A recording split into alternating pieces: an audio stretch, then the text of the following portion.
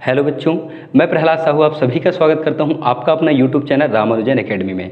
आज हम समझने वाले हैं श्रेणी क्रम संयोजन और समांतर क्रम संयोजन में ऐसे परिपथ जिनकी तुल्यधारिता हमें ज्ञात करनी होती है। इस तरह से मैं एक वीडियो और बना चुका हूं, उसमें हम थोड़ा आसान क्वेश्चनों को सॉल्व किए थे। तो आज हम ऐसे जटिल परिपथ को भी हल करेंगे और देखेंगे कि ये हल कैसे होता है। और यदि आप चैनल पर नए हैं तो प्लीज़ चैनल को सब्सक्राइब जरूर करें, साथ ही साथ बेल आइकन को भी प्रेस करिए, जिससे हम इसी तरह के नए वीडियो अपलोड करें तो उसका नोटिफिकेशन सबसे पहले आपको मिल जाएगा। तो आइए स्टार्ट करते हैं, इन परिपथों को सॉल्व करते हैं। तो देखिए, सबसे पहले आपको फार्मूला मालूम होना चाहिए। तो समान श्रेणी क्रम संयोजन,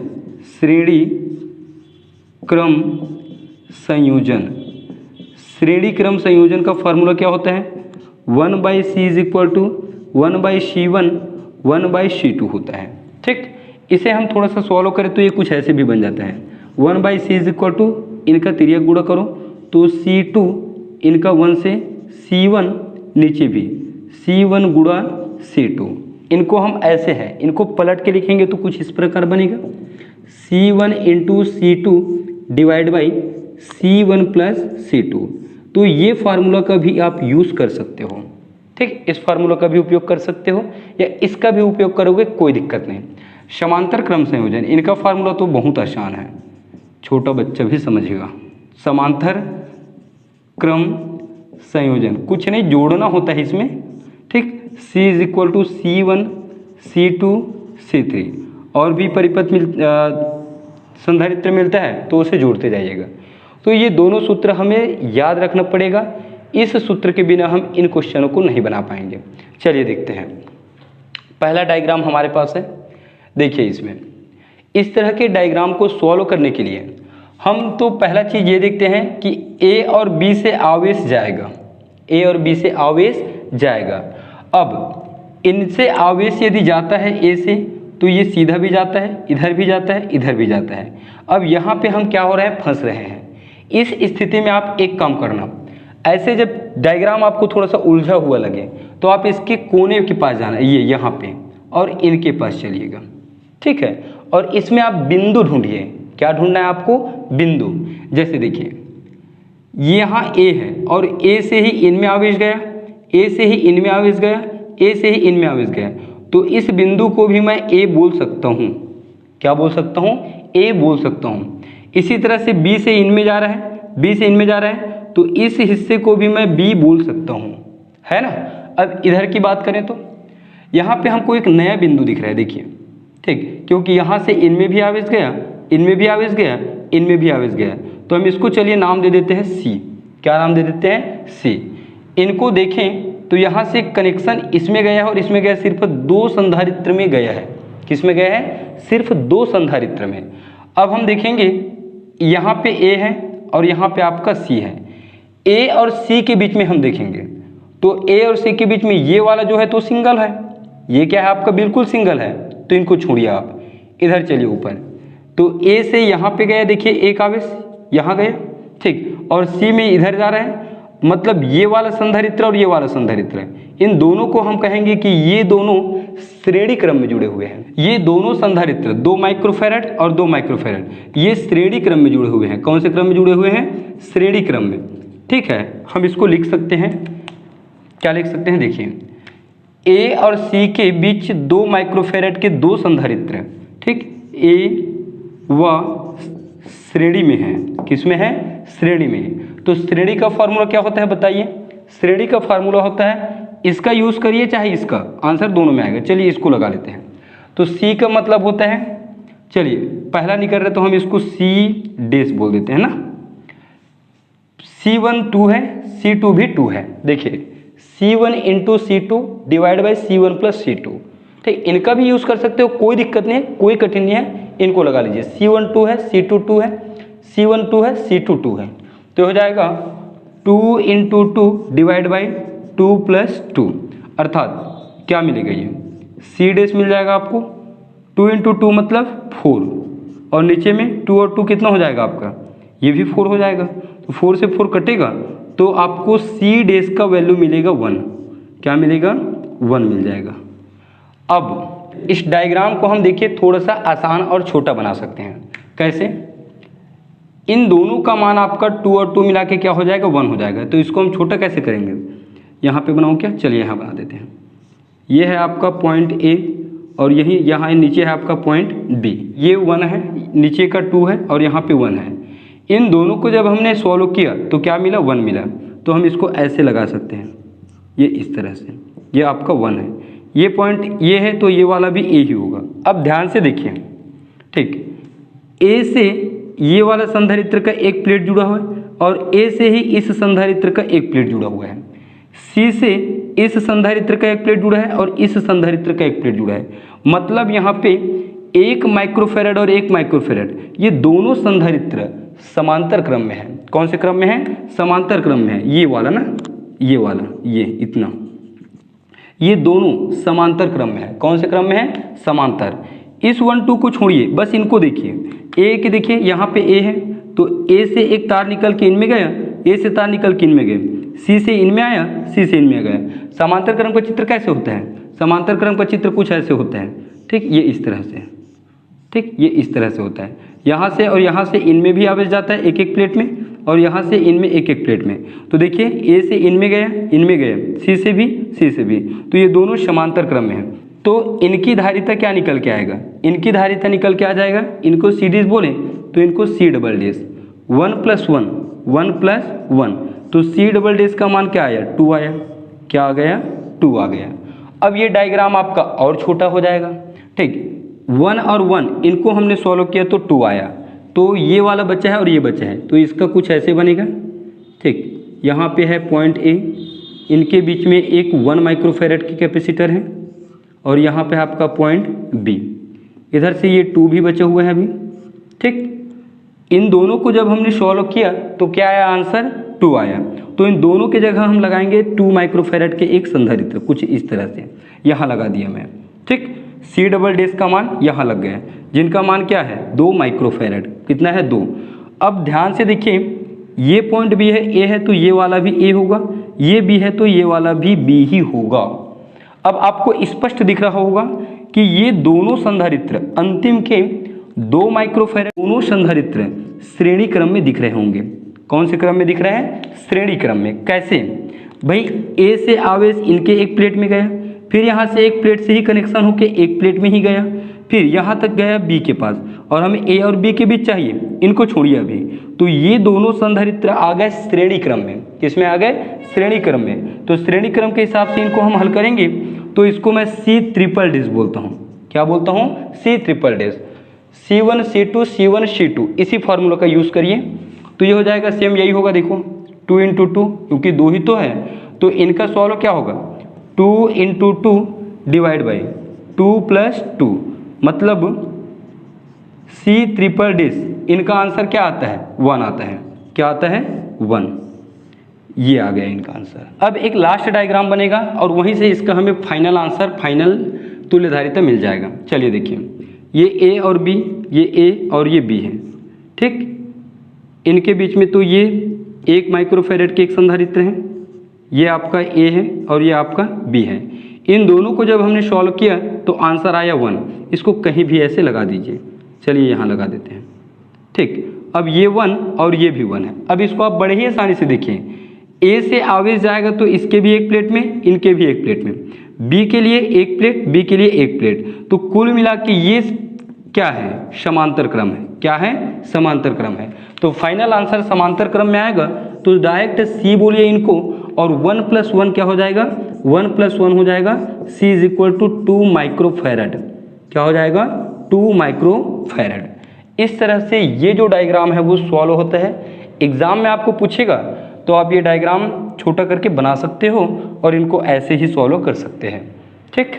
चलिए अब समझते हैं सेकंड नंबर के डायग्राम को। सेकंड नंबर के डायग्राम को समझने के लिए भी आपको यही तरीका अपनाना पड़ेगा, ठीक। आप बिंदु ढूंढिए, तो चलिए हम इसी डायग्राम से स्टार्ट करते हैं। यहाँ पे पॉइंट बी है, यहाँ पे पॉइंट ए है, तो ये वाला भी क्या होगा? आपका बी होगा, ये वाला भी आपका बी होगा, ये भी बी ही होगा, और इसको भी हम बी ही कहेंगे। इधर से देखें तो ये ए है, तो इसको आप नाम दे दीजिए। चलिए बी नाम दिए, तो ए तो सिंगल है तो इनको आप सी नाम दीजिए, इनको डी दीजिए और इनको आप ई दीजिए। इसे मत दीजिए, क्योंकि वहीं से हम स्टार्ट करेंगे यहाँ से। ठीक है, अब ध्यान से देखिए, यहाँ पे 2 बिंदु देखना है आपको। क्या करना है? 2 बिंदु। तो मैं B को ले लूँ और E को ले लूँ। इन दोनों के बीच की बात करें तो ये जो अंतिम के 2 माइक्रोफैरेड के 2 संधारित्र हैं, ये दोनों ये आपको कौन से क्रम में दिख रहे हैं? श्रेणी क्रम में दिख रहे हैं। कौन से क्रम में दिख रहे हैं? श्रेणी क्रम में। देखिए ये E है और ये B है। ध्यान से देखें इसको, E से इनमें आवेश गया सिर्फ एक प्लेट में, उसके बाद एक प्लेट से ही जुड़ा हुआ है, आगे जाके तार मुड़ा है लेकिन एक ही प्लेट से जुड़ा है ये, और आ गया आपका सेकंड पॉइंट B। तो B और E इन दोनों के बीच के ये 2 माइक्रोफैरेड के 2 संधारित्र श्रेणी क्रम में है। कौन से क्रम में है? श्रेणी क्रम में। तो इनको हम सॉल्व करेंगे, तो चलिए हम इसको फिर C डैश बोलते हैं, और श्रेणी क्रम का फार्मूला होता है 2 × 2 2 + 2। अभी हमने निकाला था, तो डायरेक्ट नोट कर दूं क्या यहाँ पे? 2 × 2 2 + 2। चलिए मान रख देता हूँ, 2 × 2 और ये 2 + 2। तो हमको C डैश का मान क्या मिलेगा? 1 मिलेगा। क्या मिलेगा? C डैश का मान 1 मिलेगा। अब इस डायग्राम को हम थोड़ा छोटा कर सकते हैं। ठीक, चलिए देखते हैं कैसे छोटा होगा अभी। ठीक, यहाँ से स्टार्ट करते हैं E और B के। ये E है और ये बीच में आपका जुड़ा हुआ है, ये आपका B है।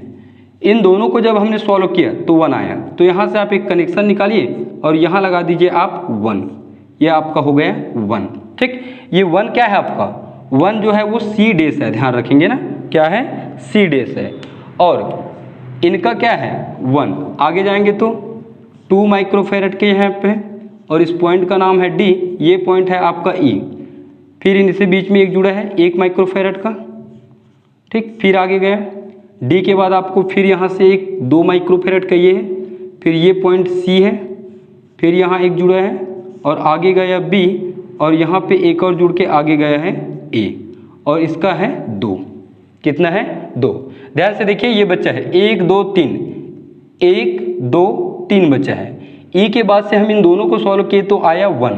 नीचे में 1 2 3, अंदर में 1 2 3, ये तो तीनों यहाँ पे हैं। ठीक, ये 1 है ना। अब चलिए देखते हैं हम इसको आगे फिर से। अब सिंपल सी बात है, यहाँ पे B है और यहाँ पे आपका E है, तो B और E को देखिए आप अच्छे से देखिए। E से भी एक प्लेट जुड़ा, E से भी एक प्लेट जुड़ा, B से भी एक प्लेट जुड़ा, B से भी एक प्लेट जुड़ा, अर्थात अंतिम के 1 माइक्रोफैरेड के दोनों संधारित्र समांतर क्रम में है। कौन से क्रम में है? समांतर क्रम में है। किनका? E और B का। किसका? E और B का। उसे मैं C डबल डैश दूंगा। समांतर क्रम में है तो 1 + 1 क्या होगा? 1 + 1, अर्थात C डबल डैश का वैल्यू मिलेगा आपको 2। क्या मिलेगा? 2। इन दोनों को जब हमने हल किया तो समांतर क्रम से हमने लाया 2 माइक्रोफैरेड, तो इन दोनों को हटाएंगे और इनके जगह लगाएंगे 2 माइक्रोफैरेड के एक संधारित्र। अब बचे हुए डायग्राम को हम फिर से बनाते हैं, देखिए ध्यान से। तो ये हो जाएगा आपका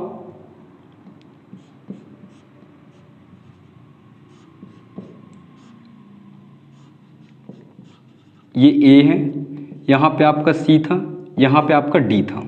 ठीक, और इन दोनों को जब हमने सॉल्व किया तो आया 2, तो इधर को मैं लगा देता हूँ ये यहाँ पे 2 माइक्रोफैरेड। ठीक, फिर लास्ट वाला पॉइंट कहाँ जाएगा? D के नीचे से जाएगा, एक यहाँ से। इनका कितना है? 1 माइक्रोफैरेड। C के नीचे से जाएगा 1 माइक्रोफैरेड का। ठीक, 2 ही बचे ना, ये दोनों बचे, इनको तो हमने सॉल्व कर लिया है। तो देखिए सॉल्व हुआ कौन सा वाला है भाई? ये वाला है, ये वाला। इनको हम C डबल डैश बोलेंगे। इनका मान मैं लिख लेता हूँ। D के बगल में था 2 माइक्रोफैरेड, D और C के बीच में था 2, A और C के बीच में था 2। अब ये वाला पॉइंट आपका B है, तो ये भी B है, हमको पता है, ये भी B ही होगा, और ये वाला भी B ही होगा।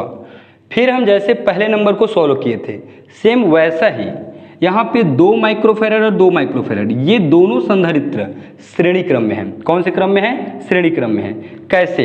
देखिए यहाँ पे D और B के बीच के हम देखें, D और B के बीच को हम देखें तो D से इनमें एक प्लेट में आवेश आया, फिर इनका एक प्लेट, फिर इनका एक प्लेट, और B तक हो गया। तो D और B के बीच में ये दोनों संधारित्र श्रेणी क्रम में मिलेंगे। किस में मिलेंगे? श्रेणी क्रम में। और 2 और 2 को जब हम हल करते हैं तो क्या आंसर आता है? क्या आंसर आता है हमारा? 1 आता है। क्या आता है? 1। तो इसको मैं डायरेक्ट इस बार लिखूंगा सी ट्रिपल डिस, क्या आएगा, इन दोनों का सॉल्यूशन आ जाएगा 1, क्या आएगा 1। डायग्राम हमारा फिर छोटा हो जाएगा। ठीक, अब आपको आसान लगेगा ये, अब आपको बिल्कुल आसान लगेगा। चलिए देखते हैं, डायग्राम को छोटा कर देते हैं। फिर इधर से बनाता हूँ इस बार मैं, ये ए था, फिर यहाँ 2 माइक्रोफेरेड है, फिर उसके बाद यहाँ सी था, फिर यहाँ एक 2 माइक्रोफेरेड है ये वाला, फिर यहाँ पे एक पॉइंट डी था, डी से एक कनेक्शन है नीचे 1 का, ठीक, सी से एक कनेक्शन है नीचे 1 का, इस तरह से है, और यहाँ पे ठीक है डी और सी बचे ना, डी और सी, ये 1 माइक्रोफेरेड 1 माइक्रोफेरेड और ये पॉइंट है आपका बी। अंतिम लाइन को देखिए, इन दोनों को जब हमने सॉल्व किया तो क्या आंसर आया 1, तो यहाँ पे हम इनको लगा देते हैं, ये 1 माइक्रोफेरेड, ठीक, ये 1 माइक्रोफेरेड। अब फिर से आप देखिए वही चीज़ें, ये पॉइंट आपका बी है और ऊपर का आपका डी है, तो बी से एक प्लेट में आवेश, बी का कनेक्शन एक प्लेट से, डी का कनेक्शन एक प्लेट से, डी का कनेक्शन एक प्लेट से, अर्थात अंतिम के एक माइक्रोफेरेड के 2 संधारित्र फिर कौन से क्रम में आ गया आपका, ये आ गया आपका समांतर क्रम। कैसे हुआ, समांतर क्रम, ये दोनों समांतर में है ना, तो समांतर क्रम में 1 + 1 हो जाएगा, तो हम इसको सी 4 बार लेंगे, ठीक, 1 + 1 कितना होगा 2 माइक्रोफेरेड, कितना होगा 2 माइक्रोफेरेड, ये हो जाएगा। ठीक, फिर डायग्राम छोटा करिए, पूरा डायग्राम के ऊपर डिपेंड है ये। चलिए भाई एक आध और बनेगा मेरे ख्याल से, इधर से ही मैं स्टार्ट करता हूँ, ए से, ये 2 माइक्रोफेरेड, यहाँ पे सी से एक कनेक्शन आया, और ये है आपका बी, सी के बाद यहाँ पे एक कैपेसिटर है 2 माइक्रोफेरेड का, ठीक, इन दोनों को हमने सॉल्व किया तो सी के बाद ये जुड़ा है 2, और यहाँ पे है आपका, ये इस तरह से आगे बढ़ेगा, यहाँ से डी है, तो इन दोनों को हमने सॉल्व किया तो क्या आया 2, तो एक काम करिए यहाँ पे लगा दीजिए एक 2 माइक्रोफेरेड का संधारित्र, ये इस तरह से, ये अभी भी आपका बी है, ये आपका बी ही है। इस बार डी का काम हो गया, सी बस बचा यहाँ पे। अब फिर पुराना वाला देखिए, सेम पहले जैसे हो जाएगा भी है, ठीक, ये दोनों कौन से क्रम में है, श्रेणी क्रम, कौन से क्रम में है, श्रेणी क्रम, तो सी का 4 बार डैश, 5 बार मैं ऐसे ले लेता हूँ रोमन अक्षर में, ठीक, 2 और 2 को जब हम फिर सॉल्व करेंगे श्रेणी क्रम में तो आंसर आएगा हमारा 1, क्या आएगा आंसर 1 आ जाएगा। फिर डायग्राम को छोटा करोगे, चलिए उधर बनाता हूँ मैं, समझ आ रहा है ना आपको, वही चीज़ें बार बार रिपीट हो रही हैं। चलिए आगे देखते हैं, ए और बी से हम लेते हैं, यह आपका ए 2 माइक्रोफेरेड यहाँ पे है, फिर सी से एक कनेक्शन है 1 माइक्रोफेरेड का, और यह है आपका बी, यह है आपका ए। इन दोनों को हमने सॉल्व किया तो कितना आया 1 आया, कितना आया 1, ठीक, तो लास्ट हमारा सी है और यहाँ से आया आपका 1 और ये जुड़ गया, ठीक। अंतिम के दोनों संधारित्र, ये दोनों संधारित्र कौन से क्रम में है भाई, समांतर क्रम, कौन से क्रम में है, समांतर क्रम, C6, और 1 और 1 कितना हो जाएगा 1 है ना, बिल्कुल 1 और 1 हो जाएगा आपका 2।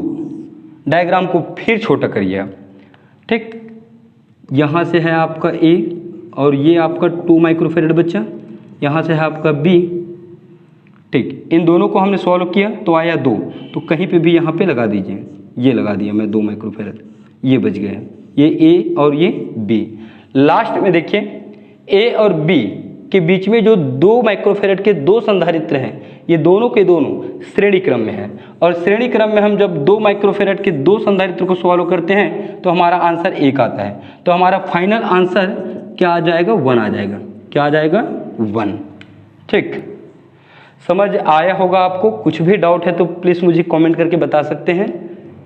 चलिए देखते हैं, अंतिम नंबर का जो यहाँ पे डायग्राम लिया हूँ मैं, वो व्हीटस्टोन सेतु पर आधारित है। व्हीटस्टोन सेतु पर आधारित है, उसको हम कैसे पहचानेंगे, इसको पहचानने का तरीका होता है, इनके दोनों भुजाओं का अनुपात, इनकी दोनों भुजाओं के अनुपात की यदि बराबर होता है, क्या होता है बराबर, तो बीच में जो यहाँ पे संधारित्र जुड़ा हुआ है 20 माइक्रोफेरेड का, उनका उसकी धारिता पर कोई प्रभाव नहीं पड़ता। जैसे देखिए 6 यहाँ पे है, 6 यहाँ पे है, तो 6/6, 6 यहाँ पे है, 6 यहाँ पे है, तो 6/6, तो बिल्कुल ये आपस में बराबर है, अर्थात व्हीटस्टोन सेतु की परिपथ है ये। और व्हीटस्टोन सेतु में जो बीच में लगा रहता है, इसको कोई फर्क नहीं पड़ता इसके रहने से इसकी भुजाओं की जो धारिताएं होती है वो कोई भी प्रकार से प्रभावित नहीं होती हैं। ठीक, तो डायरेक्ट हम निकालेंगे। इसमें हमें ए और डी के बीच में पूछा है, किसके बीच में पूछे हैं, ए और डी, ए और डी के बीच चाहिए हमें। तो ध्यान से देखिए, हम 20 माइक्रोफैरेड को यदि छोड़ दें, क्या करें, छोड़ दें, तो इसको यदि हम छोड़ देंगे, चलिए मिटा देता हूँ मैं, इनको मिटा दीजिए, इनको आप यहाँ से हटा दीजिए। तो ऊपर के दोनों संधारित्र, ऊपर के 6 माइक्रोफैरेड के दोनों संधारित्र, ये दोनों, और नीचे के 6 माइक्रोफैरेड के दोनों संधारित्र, ये ठीक, दोनों कौन कौन से क्रम में है, श्रेणी क्रम में। कौन कौन से क्रम में है, श्रेणी क्रम में है। तो इनकी धारिता निकल के आ जाएगा ए बी सी। तो धारिता ए बी सी प्लस नीचे के भी दोनों श्रेणी क्रम में है, दोनों के दोनों श्रेणी क्रम में है, तो ए सी डी, तो सी ए सी डी, ये हमारा पहचानने के लिए है। अब इनकी धारिता निकल के आ जाएगा सी ए बी सी। इनका आंसर क्या आएगा भाई, इन दोनों का आंसर 6 गुणा 6 बटे 6 प्लस 6, फिर ये प्लस, फिर इनका सेम वही रहेगा 6 गुणा 6 और 6 प्लस 6। ठीक, इनका सॉल्व मैं कहाँ करूँ, यहाँ कर दूँ क्या, चलिए यहाँ बनाते हैं, या आप बना लीजिएगा, इसके आगे बना लीजिएगा, हल कर लोगे ना। देखिए क्या होगा, देख लीजिए, यहाँ पे 6 छक्के 36 होगा और नीचे में 6 6 12, तो 12 तिया 36, फिर 6 छक्के 36 और 12, 12 तिया 36, मतलब 3 माइक्रोफैरेड आएगा इसका आंसर। क्या आएगा, 3 माइक्रोफैरेड। इस तरह से हमारा ये 3 डायग्राम कंप्लीट होता है। उम्मीद करता हूँ कि आपको समझ आया होगा। कुछ भी डाउट है तो प्लीज़ कमेंट करके बताएं। वीडियो अच्छा लगा है तो लाइक जरूर करें, नहीं लगा है फिर भी कर दीजिए, क्योंकि बहुत मेहनत लगता है एक वीडियो बनाने के लिए। अपने फ्रेंड लोगों को शेयर भी कर दीजिए। मिलते हैं नेक्स्ट क्लास में, तब तक के लिए जय हिंद, वंदे मातरम।